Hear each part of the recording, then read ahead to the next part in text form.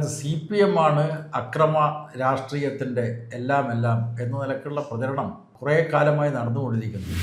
ജമാഅത്തെ ഇസ്ലാമി ഇത്രയേറെ പ്രത്യക്ഷമായിട്ട് തെരഞ്ഞെടുപ്പ് പ്രവർത്തനത്തിൽ ഇറങ്ങിയിട്ടുള്ള മറ്റൊരു സന്ദർഭം ഉണ്ടായിട്ടില്ല. RSSും CPM തമ്മിലുള്ള സംഘർഷം അവസാനിപ്പിക്കാൻ വേണ്ടി മുൻകൈയെടുത്ത പാർട്ടിയാണ് CPIM.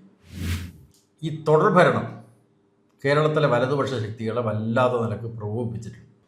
അവർ ഒരു അധികാരത്തിലേക്ക് തിരിച്ചെത്താനുള്ള ആക്രാന്തത്തോടു കൂടി അന്ന് മുതൽ നടത്തിയിട്ടുള്ള പരിശ്രമം അതാണ് 2026 വലതുപക്ഷ ശക്തികളുടെ ആകെ തന്നെ ഏകോപനം.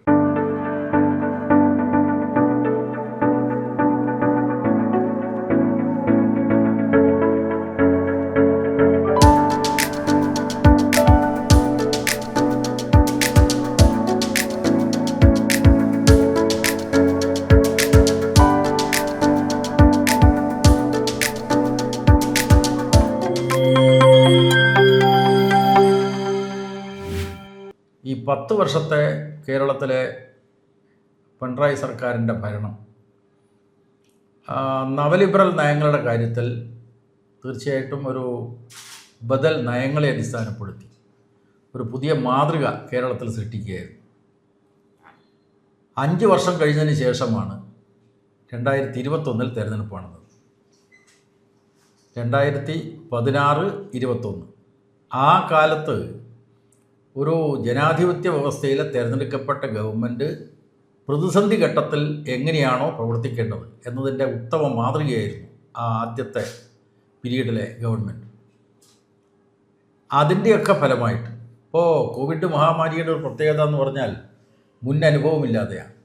ഇതാണ് വസൂരി, അതുപോലെ കോളറ, ഇതൊക്കെ മുന്നനുഭവമില്ലാത്തൊരു മഹാമാരിയെ നേരിടുന്ന കാര്യത്തിൽ, അതുപോലെ തന്നെ വെള്ളപ്പൊക്കക്കെടുതി നേരിടുന്ന കാര്യത്തിൽ അന്ന് കേരളത്തിലെ LDF സർക്കാർ കാണിച്ച ഇച്ഛാശക്തി, ജനങ്ങളുടെ മേലെയുള്ളൊരു മേധാശക്തി ഉണ്ടല്ലോ, അതുപോലെ തന്നെ ജനങ്ങൾക്ക് നൽകിയിട്ടുള്ള സഹായങ്ങൾ, ഇതൊക്കെ കേരളത്തിലെ ഒരു ഇടത്തരം വിഭാഗത്തെ അടക്കം ഇടതുപക്ഷത്തേക്ക് മാറുന്ന നിലയുണ്ടായി. അതാണ് 21 തെരഞ്ഞെടുപ്പിൽ 99 സീറ്റുകളോടുകൂടി LDF അധികാരത്തിൽ വരാൻ ഇടയായത്. ഈ തുടർഭരണം കേരളത്തിലെ വലതുപക്ഷ ശക്തികളെ വല്ലാതെ നിലക്ക് പ്രകോപിപ്പിച്ചിട്ടുണ്ട്.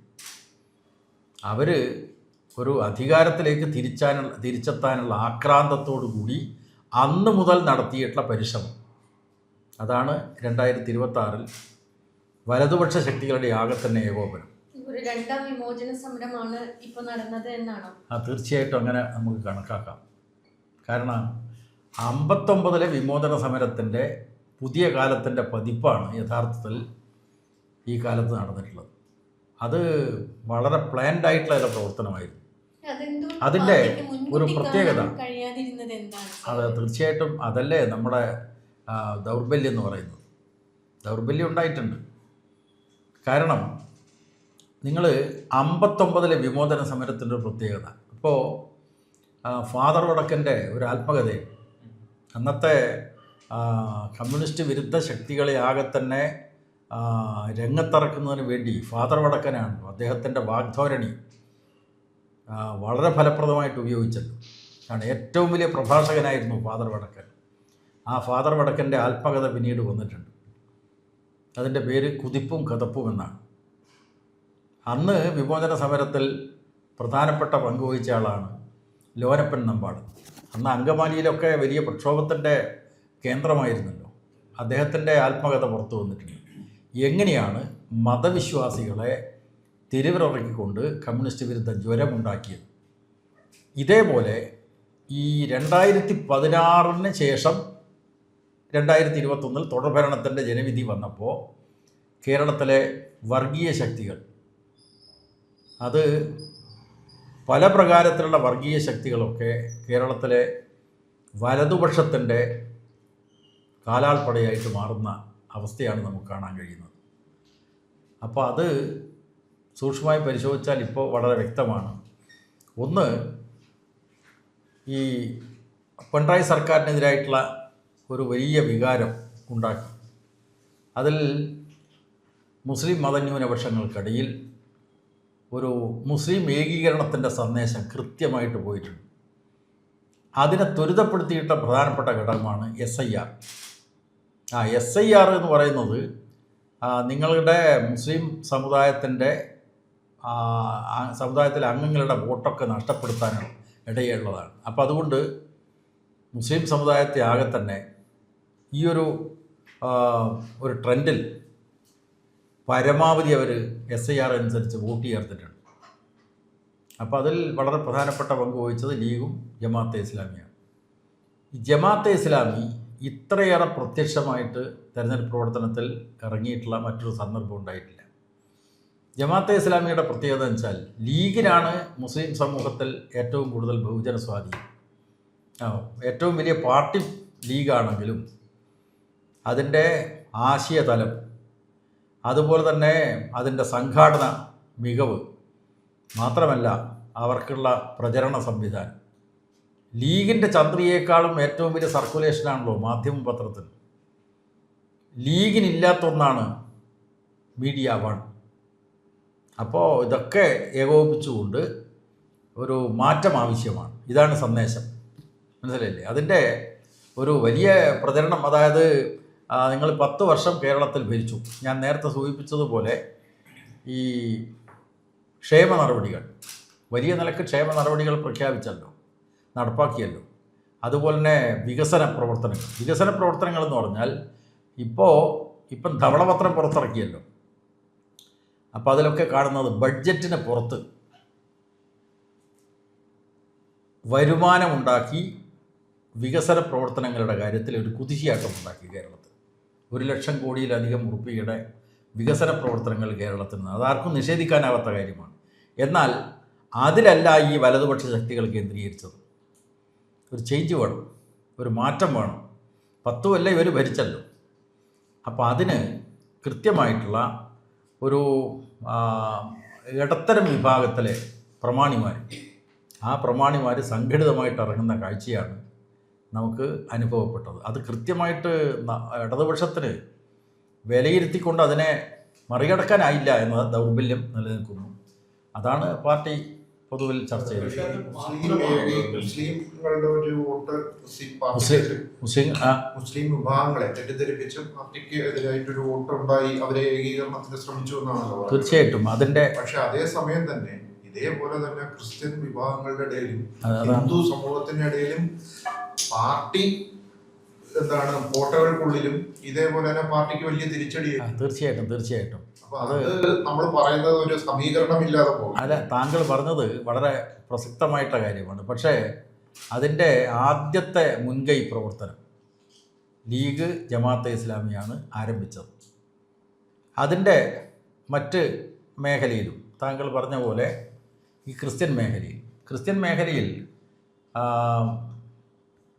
ഈ 2019 ശേഷം ഒരു കൃത്യമായിട്ടുള്ള ഒരു സംഘടനാ പ്രവർത്തനമുണ്ട്, CASA, Christian association for social action. അത് കൃത്യമായിട്ട് ലക്ഷ്യം വെക്കുന്നത് ഒന്ന് ക്രിസ്ത്യൻ വികാരം ഉണ്ടാക്കുക, മുസ്ലിം വിരോധം. പക്ഷേ അതേസമയം അവർ ഒരു ഘട്ടമാകുമ്പോൾ കൃത്യമായിട്ടൊരു ഇടതുപക്ഷ വിരോധം, കമ്മ്യൂണിസ്റ്റ് വിരോധം ഉൽപ്പാദിപ്പിച്ചിട്ടുണ്ട്. ഇതുപോലെ തന്നെ ഈ ഹിന്ദു മാസസിനിടയിലും അവർ ഈ തരത്തിൽ കേരളത്തിലെ ഇടതുപക്ഷ ഭരണം അത് ഹിന്ദു വിരുദ്ധമാണ് എന്ന് പറഞ്ഞുകൊണ്ട് ഹിന്ദു വിഭാഗത്തിൻ്റെ അണിചേരൽ വലതുപക്ഷത്തിന് അനുകൂലമാക്കി ഉണ്ടാക്കിയിട്ടുണ്ട്. അതിൽ ഈ ശബരിമല ഇഷ്യൂ അത് ഉപയോഗപ്പെടുത്തിയിട്ടുണ്ട്.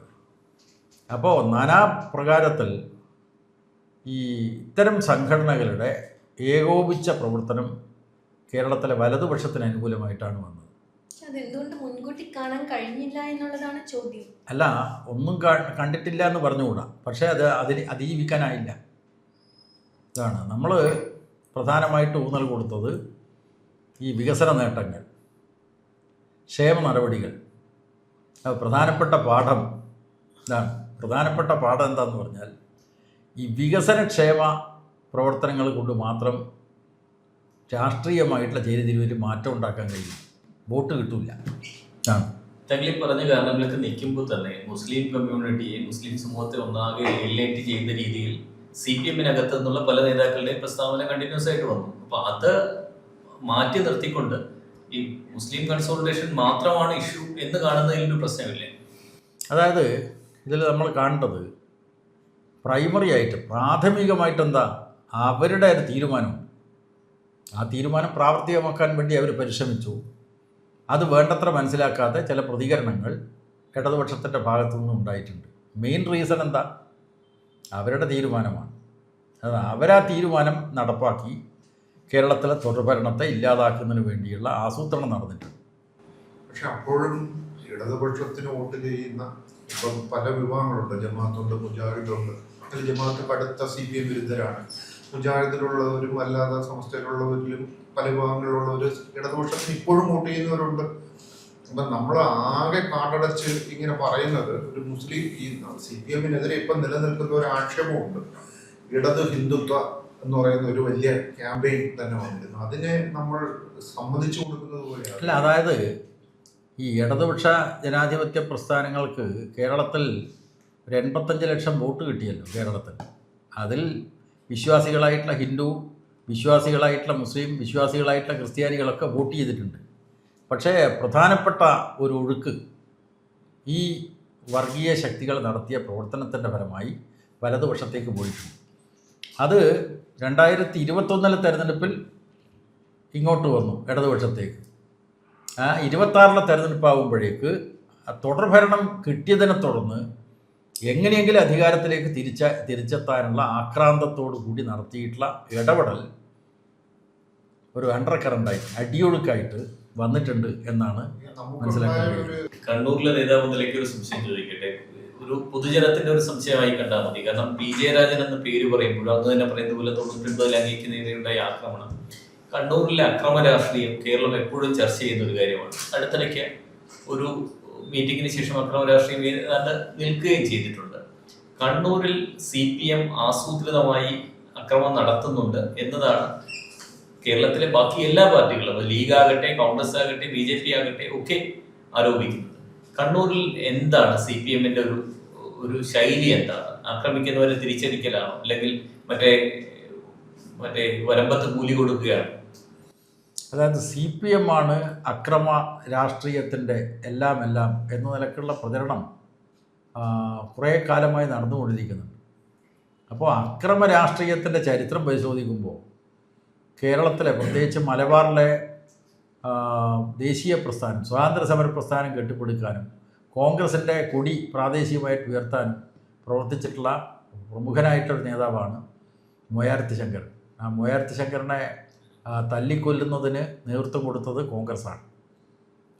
നിങ്ങൾ നോക്കൂ, ഈ അക്രമ രാഷ്ട്രീയത്തെപ്പറ്റി അനിലിപ്പോൾ പറഞ്ഞല്ലോ. 2016 നിയമസഭാ തെരഞ്ഞെടുപ്പിൽ മുഖ്യമന്ത്രി പിണറായി വിജയനെതിരായിട്ട് ധർമ്മടം മണ്ഡലത്തിൽ മത്സരിച്ച കോൺഗ്രസ് സ്ഥാനാർത്ഥി ആരാണ്? അടിയന്തരാവസ്ഥ കാലത്ത് വീട് തൊഴിലാളിയായിരുന്ന കുളങ്ങരോത്ത് രാഘവനെ പണിസ്ഥലത്ത് ആക്രമിച്ച് കൊലപ്പെടുത്തിയിട്ടുള്ള കേസിൽ ശിക്ഷിക്കപ്പെട്ട പ്രതിയാണ് മമ്പ്രം ദിവാകരൻ. അദ്ദേഹം KPCC മെമ്പറായിരുന്നു. മനസ്സിലായില്ലേ? അപ്പോൾ എന്ന് പറഞ്ഞാൽ CPM മാത്രമാണ് ഈ സംഘർഷത്തിൻ്റെ ഭാഗമായി ഉള്ളത് എന്ന ഒരു നറേഷൻ, അത് തെറ്റായിട്ടുള്ളൊരു കാര്യമാണ്. തീർച്ചയായിട്ടും അക്രമ രാഷ്ട്രീയം അവസാനിപ്പിക്കാൻ എന്താ സംശയം? RSSഉം CPM തമ്മിലുള്ള സംഘർഷം അവസാനിപ്പിക്കാൻ വേണ്ടി മുൻകൈയെടുത്ത പാർട്ടിയാണ് CPIM. അപ്പോൾ ഔദ്യോഗികമായ സംവിധാനത്തിൻ്റെ ഭാഗമായി ചർച്ച നടന്നപ്പോൾ കുറേ കാലം സമാധാനപരമായിട്ടുള്ള നില ഉണ്ടായിട്ടുണ്ട്. പിന്നീട് വീണ്ടും സംഘർഷം ഉണ്ടായിട്ടുണ്ട്. വീണ്ടും സമാധാനത്തിൻ്റെ നില ഉണ്ടാക്കാൻ വേണ്ടി കഴിഞ്ഞിട്ടുണ്ട്. അതിന് സമൂഹത്തിൽ സംഘർഷരഹിതമായിട്ടൊരു സാഹചര്യം ഉണ്ടാവണം എന്ന് തന്നെയാണ് പാർട്ടി ആഗ്രഹിക്കുന്നത്. അതിൻ്റെ ഭാഗമായിട്ട് ഇപ്പോൾ സമാധാനമുണ്ട്. അതിലൊരു സംശയം കൂടെ ചോദിക്കട്ടെ, അതായത് അറിയാൻ വേണ്ടി ചോദിക്കുകയാണ്. CPM-ന്റെ കണ്ണൂരിൽ അല്ലെങ്കിൽ കേരളത്തിൽ എവിടെയെങ്കിലും ഈ അക്രമവുമായി ബന്ധപ്പെട്ട ശൈലി എന്താണ്? അടിക്കില്ല എന്നതാണോ, അതോ അടിച്ചാൽ തിരിച്ചടിക്കും എന്നതാണോ? അല്ല, ഇപ്പോൾ അതിൻ്റെ ആ ചോദ്യത്തിന് പ്രസക്തിയേ ഇല്ലല്ലോ. ഇപ്പോൾ സംഘർഷരഹിതമായിട്ടുള്ള സാഹചര്യമാണുള്ളത്. ഇവിടെ കണ്ണൂരെന്ന് അനിലിങ്ങനെ പറഞ്ഞുകൊണ്ടിരിക്കുന്നുണ്ട്. കണ്ണൂരിലെ ഞാനിപ്പോൾ കഴിഞ്ഞ ദിവസം ഈ RSSകാരെ എത്ര കമ്മ്യൂണിസ്റ്റുകാരെ കണ്ണൂരിൽ കൊലപ്പെടുത്തിയിട്ടുള്ള കണക്ക് എടുത്തപ്പോൾ 63. കേരളത്തിലെ 13 ജില്ലകളിലായി CPM-ൻ്റെ 215 പ്രവർത്തകന്മാരെ RSSകാർ കൊലപ്പെടുത്തിയിട്ടുണ്ട്. 215. അതിൽ 63 കണ്ണൂരാണ്. അപ്പോൾ അവിടെ കൃത്യമായിട്ട് നമുക്ക് തിരിച്ചറിയാവുന്നത് കേരളത്തിലെ CPM-ൻ്റെ കരുത്തറ്റ കേന്ദ്രമാണ് കണ്ണൂർ. അപ്പോൾ കണ്ണൂരിലെ തകർക്കാനുള്ള കൃത്യമായ പദ്ധതിയാണ് അവിടെ ആവിഷ്കരിക്കപ്പെട്ടത്. അവിടെ തലശ്ശേരി താലൂക്കിലാണ് ഏറ്റവും കൂടുതൽ രക്തസാക്ഷികളുള്ളത്. ആ തലശ്ശേരി താലൂക്ക് RSSൻ്റെ നേതൃത്വം ദത്തെടുത്തതായിട്ടുള്ള വാർത്തകളും വന്നിരുന്നു. എന്ന് പറഞ്ഞാൽ അവിടെ അടിച്ചിരുത്തുക, കായികമായിട്ട് ആക്രമിച്ചിരുത്തുക എന്ന പദ്ധതി RSS നടപ്പാക്കിയിരുന്നു എന്നതാണ്. പക്ഷെ അത് കണ്ണൂരിൽ മാത്രമല്ല, കേരളത്തിലെ 14-ൽ 13 ജില്ലകളിലും CPM-ൻ്റെ പ്രവർത്തകന്മാർ RSSകാരാൽ കൊല ചെയ്യപ്പെട്ടിട്ടുണ്ട്, രക്തസാക്ഷികൾ. അപ്പോൾ അതുകൊണ്ട് കേരള പ്രതിഭാസമായിട്ടാണ് ഞാൻ പറയുന്നത്. ഈ രക്തസാക്ഷിത്വം കേരളത്തിലുടനീളം സംഭവിച്ചിട്ടുണ്ട്. അക്രമങ്ങൾ കേരളത്തിലുടനീളം നടന്നിട്ടുണ്ട്. അത് ഓൾ ഇന്ത്യ പദ്ധതിയുടെ ഭാഗമായി RSS ആവിഷ്കരിച്ച് നടപ്പാക്കിയതാണ്. ഇപ്പോൾ സംഘർഷരഹിതമായിട്ടുള്ള അന്തരീക്ഷമാണുള്ളത്. എന്നാൽ ഈ കണ്ണൂർക്കാരെ പറ്റി ഒരു തെറ്റിദ്ധാരണ മൊത്തം കേരളത്തിന് ഉണ്ടെന്ന് തോന്നിയിട്ടുണ്ടോ? ഈ പറഞ്ഞ പോലെയുള്ള തെറ്റിദ്ധാരണകൾ, ആ തെറ്റിദ്ധാരണ അടിസ്ഥാന രാഷ്ട്രീയ ആണ്. അതായത് കണ്ണൂർ ജില്ലയുടെ പഴയ തെരഞ്ഞെടുപ്പിൻ്റെ ചരിത്രം പരിശോധിച്ചാൽ എബവ് 50% LDFന് വോട്ട് കിട്ടുന്ന സ്ഥലമാണ്.